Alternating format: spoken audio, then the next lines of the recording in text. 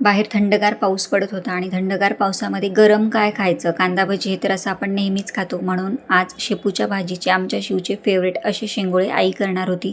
म्हणून म्हटलं एक छोटासा व्हिडिओ करावा. हाय, मी संध्या. तर आईने शेंगोळे करण्यासाठी एका परातीमध्ये 3 प्रकारचे पिठं घेतले. गहू ज्वारी समप्रमाणात आणि त्यात निम्मं बेसनपीठ घेतलं. लसण जिरे ठेचून घेतले आणि शेपूच्या भाजीच्या ज्या कोवळ्या कड्या असतात त्या एकदम गाळ त्याचा लगदा होईल हाताने इतपत शिजवून त्या घातल्या. हळद, मीठ, लाल तिखट आणि भरपूर सारी कोथिंबीर घातली आणि त्याचा एक घट्टसर गोळा तिंबून घेतला. आता इकडे पीठ मळणं झालं तोपर्यंत तिने काय केलं, एका पातेल्यामध्ये तेल गरम केलं.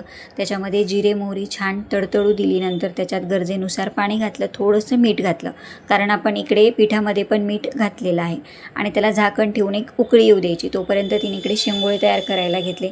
असे जाड मस्त गोल गोल शेंगोळे. आणि आईच्या हातचं असं म्हटल्यावर जाड असतं बरं का, असं पातळ बितळ आपल्यासारखं काही नसतं. मस्त. आणि नंतर सगळे शेंगोळे करणं होईपर्यंत इकडे पाण्याला छान उकळी आली. नंतर तिने एक एक करून सगळे शेंगोळे त्या पाण्यामध्ये घातले आणि ते छान मस्त कमी गॅसवर शिजवून घ्यायचे. त्याच्यावर झाकण नाही ठेवायचं कारण ते आपण झाकण ठेवलं की ते उतू जाणार आणि शेंगोळे शिजले की ते असे वर येतात. असे छान मस्त. याच्यात भरपूर असं काही नसतं, साध्या बेसिक गोष्टीच असतात, पण याची चव इतकी भारी असते ना. थंडगार पावसात कडाक्याच्या थंडीमध्ये हे गरमागरम शेंगोळे खायला इतकी मज्जा येते ना. आम्ही चिवळाच्या भाजीचे पण करतो की जे उन्हाळ्यामध्ये खाण्यासाठी एकदम थंड असतात.